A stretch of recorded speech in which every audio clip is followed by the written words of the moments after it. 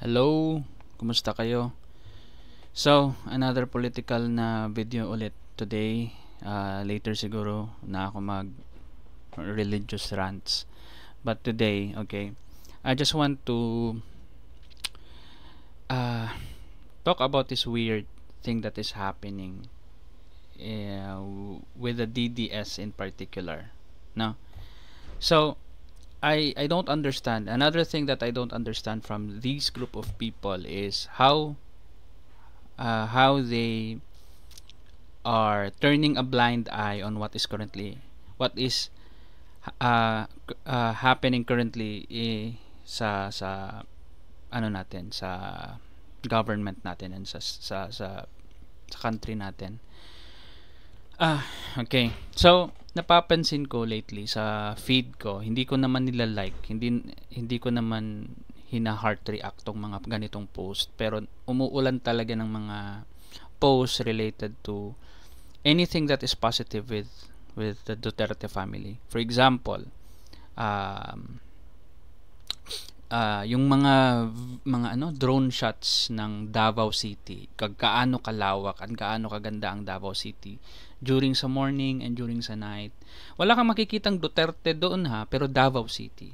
And it looks really beautiful. Nasa Bay Area siya, ang ganda ng, I'm sure nakikita mo din 'yon. I'm sure, especially if you're a DDS. But those things get a lot of likes, a lot of heart reacts, and a lot of comments. And you can read in the comments, sasabihin doon na eto yung presidente na kinakagalitan ng mga drug pusher at drug addict.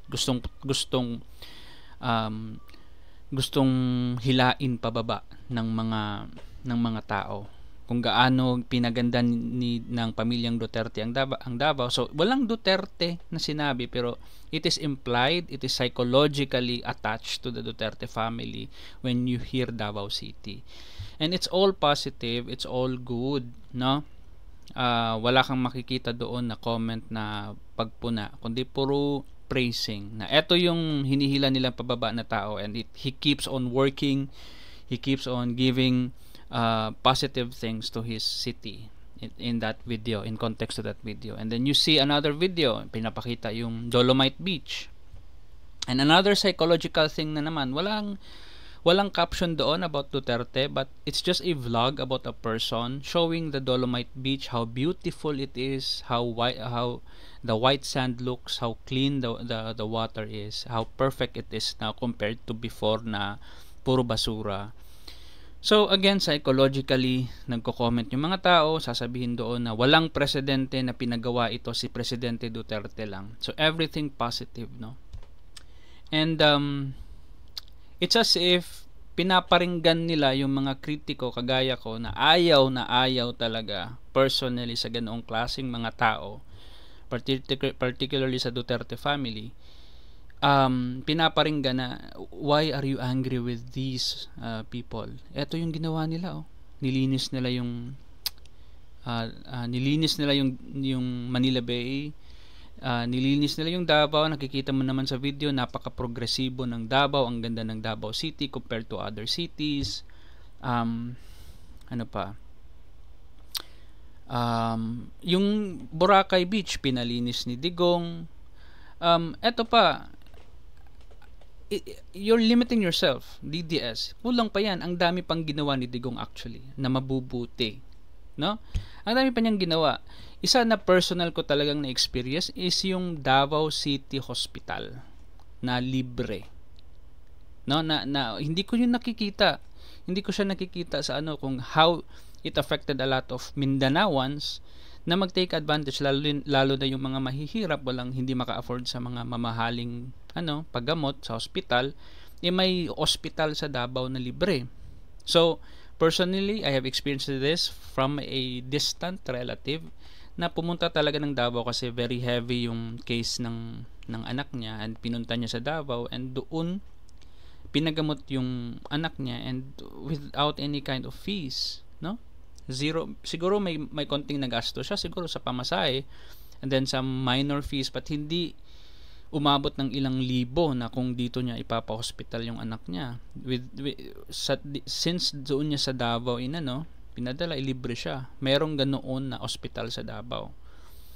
And let's just ignore, no? Wag na nating let's ignore the fact na ilang milyon ang budget ng hospital na yun given from the national. Kaya nakakapagbigay siya ng libreng hospital. Let's just ignore that fact, no? Na it's the people's money, it's people's tax money. Let's just appreciate na nandito siya sa Mindanao, malapit lang sa Butuan City, and napupuntahan namin kung gusto namin puntahan para masagip kami sa mga gastos pang ospital. So isa din yan na positive from Duterte, no? And what else? It is very visually different ang Davao to other cities. I've been to Davao, and it is not as fast paced like the Metro Manila and Cebu City, but it is at least safe. It has very wide na mga roads. There are speed limits, 60 kilometers. Ang pinaka-comment ko nga doon is, why 60 when you have very wide roads? Can you at least put it into 70? Kasi sayang naman yung wide road na walang ka-traffic at saka 60 lang. So yun lang yung comment ko, ha. Pero yun, na-i-implement yung mga 60 kilometers per hour, wala talagang lumalabag. Hindi ako lumabag kasi merong mga nakabantay na mga tawag doon, mga traffic enforcers na pag lumagpas ka, GG ka sa unahan kasi matitikitan ka. So yun, it is orderly, it is peaceful. Generally yung mga police hindi hard to approach. You can ask them, and they are very strict as well. When we were sitting in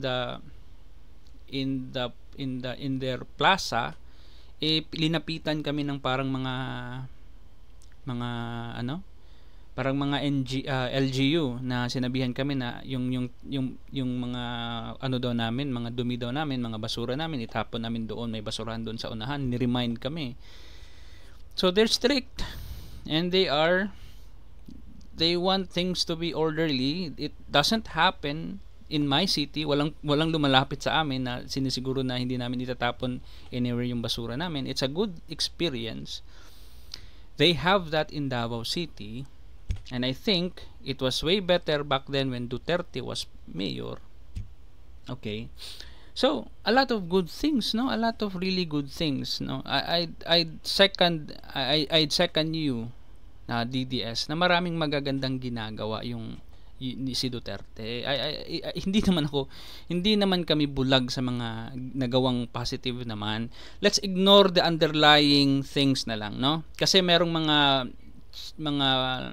lumalabas na balita ngayon na minamanipula ng Davao City, ng kapulisan, ng Davao City, yung records nila, kaya mababa yung crime rate.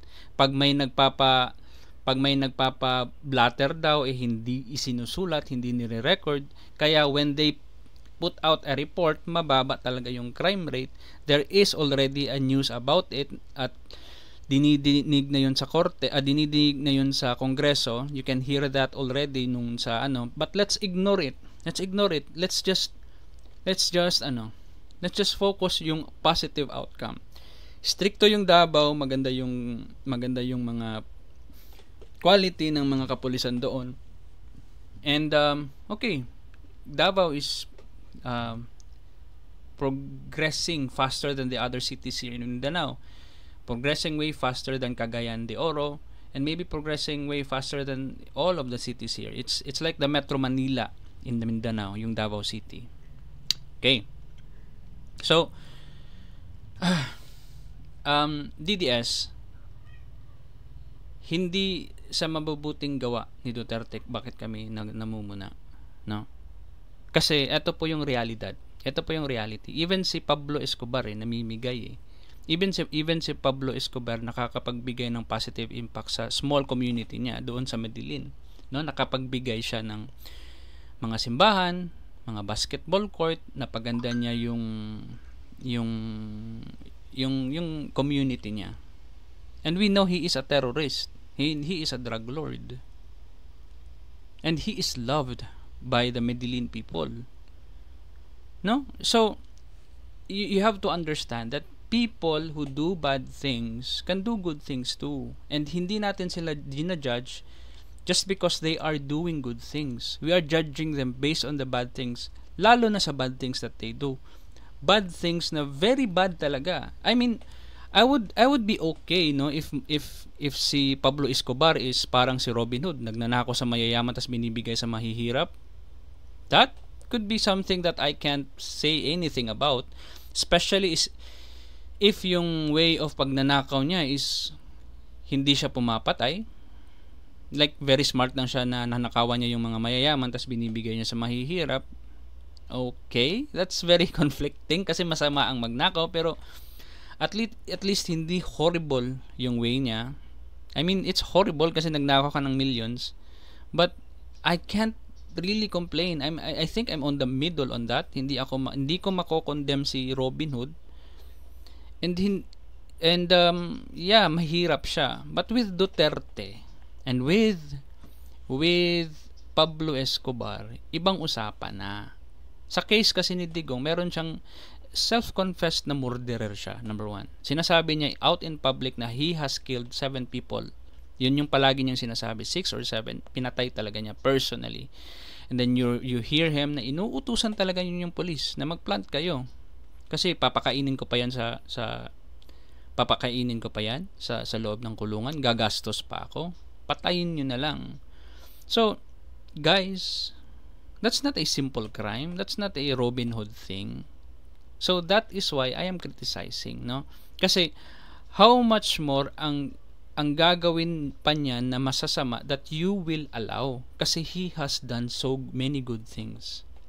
Yun yung nangyayari. For example, galit kayo sa mga atheist kasi yung mga atheist anti-Christ, mga masasahol yung lumalabas sa bibig nila, hindi daw totoo ang Diyos. That's so blasphemous. Out in public sinabi ni Digong na your God is stupid because nagpapapako lang siya sa krus. It's not a criticism with the priest, kasi yun yung nangyari dati. Ang depensa ng mga Christians, ang krinikriticize daw ni Digong nung sinabi niya God is stupid, is stupid daw yung God ng mga pari, ng mga manyakis and mga korap. Hindi naman yun ang sinabi ni Digong. Your theology itself is fucked up. Sabi ni Digong na your God is stupid kasi nagpapapako siya sa krus. Ang weak naman ng God ninyo. So, ang weak ng God ninyo na nagpapapako lang sa krus, hindi daw yun yung Diyos niya. So, it is a direct attack to your theology, and no one is even reacting. So, siguro I would nagagalit ka sa akin kapag ako ang nagsasalita noon, kasi who am I compared to Duterte? Hindi ko naman pinaganda ang Dolomite Beach. Hindi ko naman nilinis ang Boracay, hindi ko naman inayos yung Davao City. So maraming nagawang achievement si Digong compared to me, kaya wala akong karapatan na magsabi na your God is stupid. Okay, I get that. But ganoon ba ang logic mo na meron palang certain level of achievements and pwede na kitang bastusin? 'Di ba?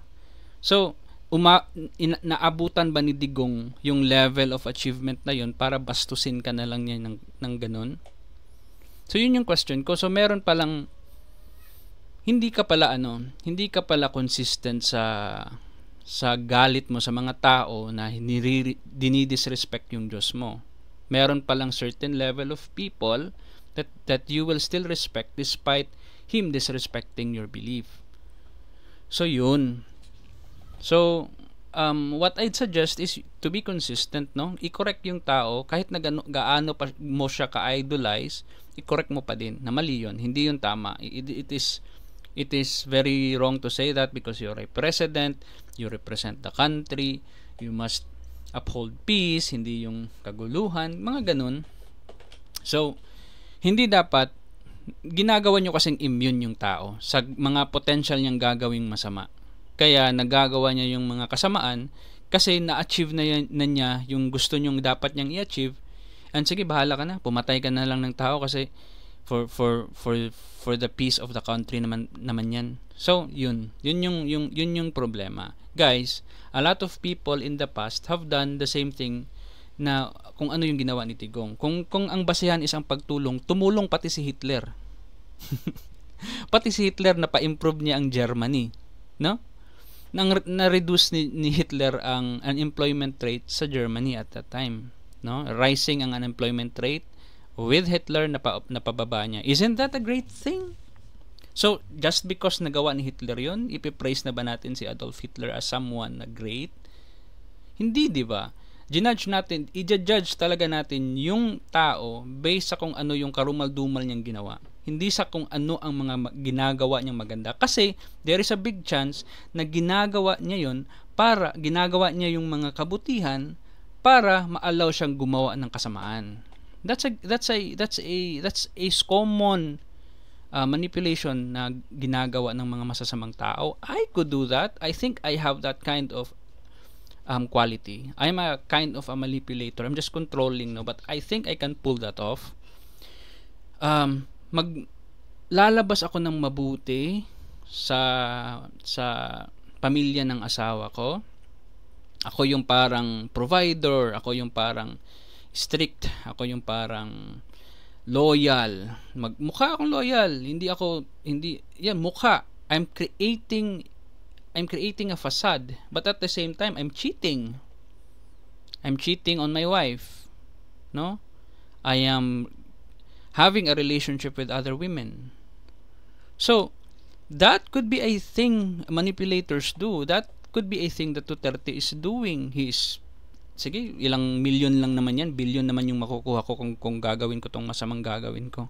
Sige, pagawa mo yung road project na yan. 'Di ba? So matatarnish po lahat ng kabutihan ng ginawa mo, matatarnish ito sa mga masasama mong ginawa. We are seeing this on a daily basis, no? Sa mga celebrities na nakikita natin na parang nagmamahalan sila, parang ang loyal ni guy, blah blah blah, sila talaga yung ideal couple. Nag-cheat pala yung guy,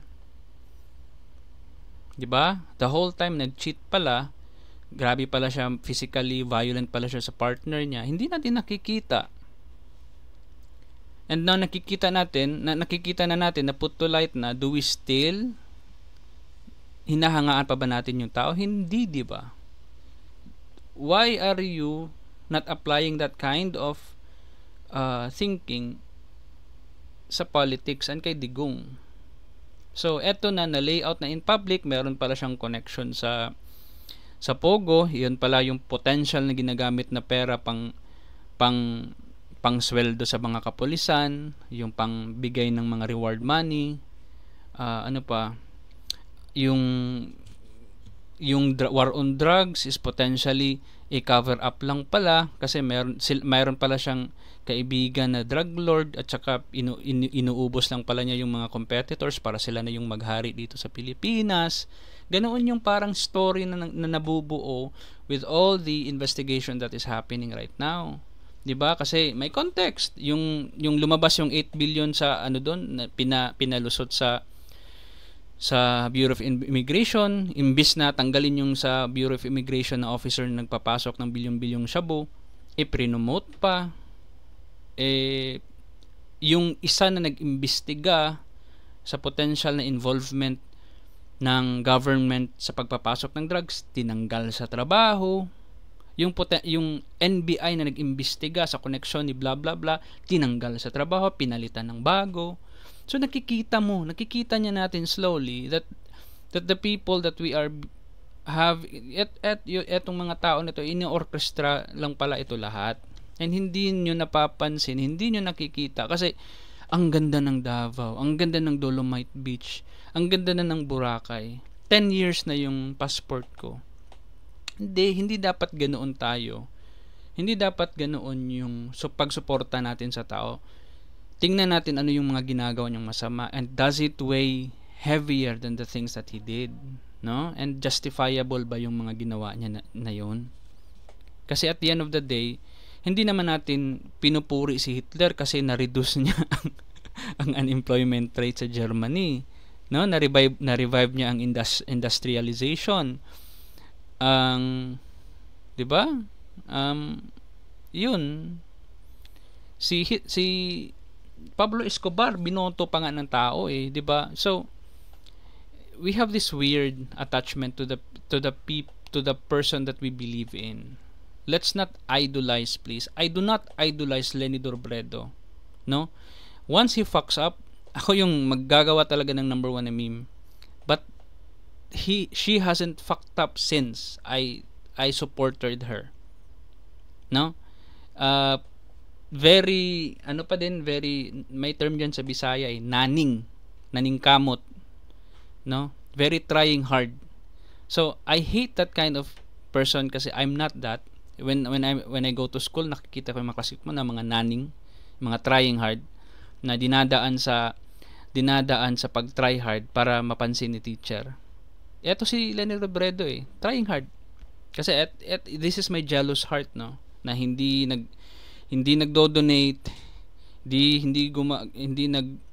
I don't do voluntarism, and there she is doing all the things that I can't do, no? And I feel jealous, and at the same time, it's ridiculous to see people that are doing that despite the whole world hating her back, no? The world hates her kasi yung mga meme na I have 3 girls and yung mga fake news about her na kokontrolin lang siya ng yellow. And look at what happened now. Si Marcos ba na control ng yellow ngayon kasi all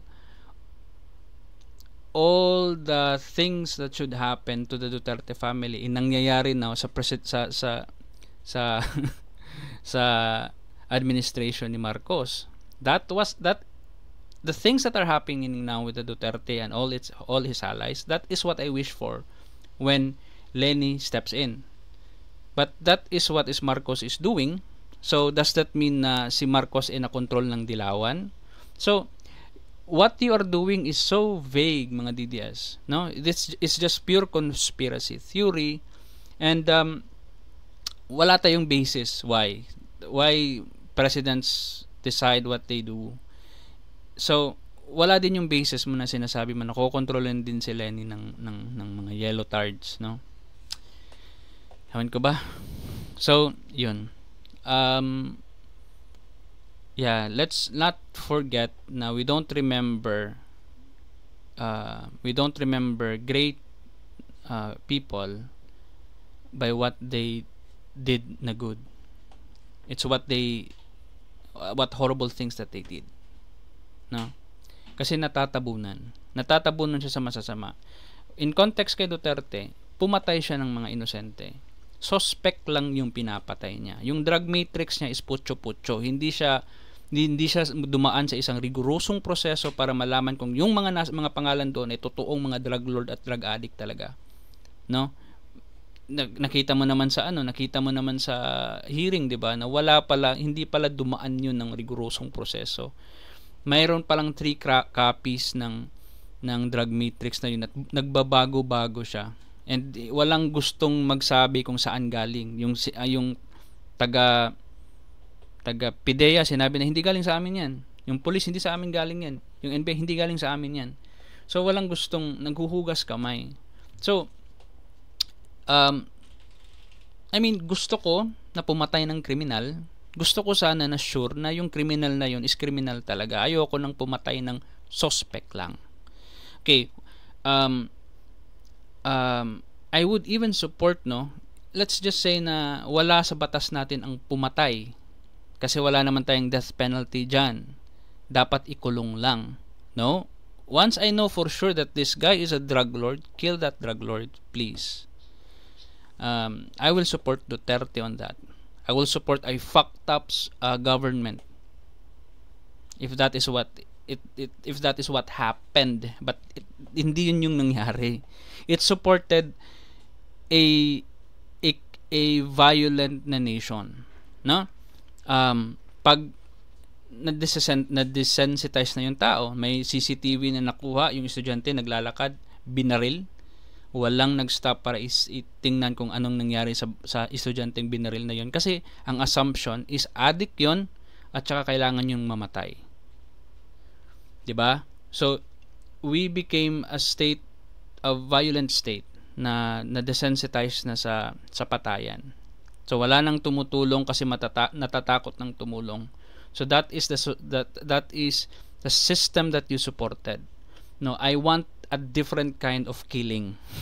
Please, walang random na automatic sana na pag may riding in tandem, hindi yun mga DDS, mga kriminal yun na dapat patayin din.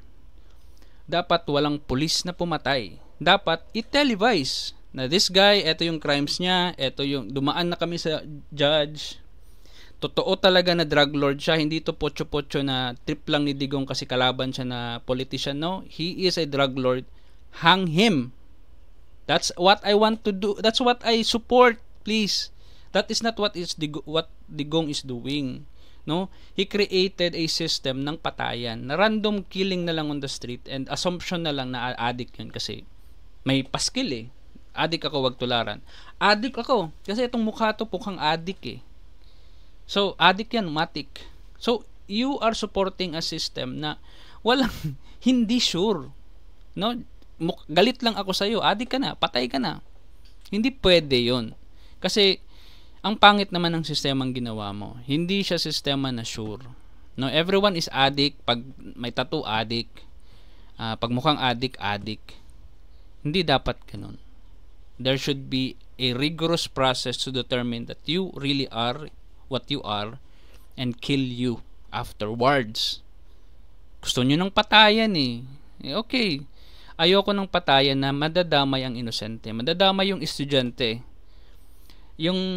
Hindi ko talaga makalimutan yung sinabi ng cousin ko na he messaged me on Facebook and said na I finally naintindihan ko na yung gusto mong sinabi during the election. Kasi during the election pa lang sinasabi ko na yung mga potential na mangyayari sa ganitong klaseng sistema, and my cousin told me na finally I understand kasi nakita ko yung CCTV nga. Yung estudyante na yon is an architect, architecture student, binaril multiple times at ninakawan. Nakaw lang pala yun, but no one dared to stop. Nakikita sa CCTV, makikita siya. No one dared to stop and look at the victim. No one. In the duration of nag-umiyak nga yung papa kasi wala daw, hindi siya related sa EJK, pero nagising yung cousin ko na this is the system that it is promoting. No, hindi man sinabi ni Digong na lumabas kayo at magpatayan, hindi niya sinabi na ganun. Tawag doon, it is a symptom of the system. Nagiging sintomas ang patayan kasi pwede nang mag-isip ng ganoon kawirdo na pag-iisip yung mga kriminal, and magiging safe sila kasi walang any kind of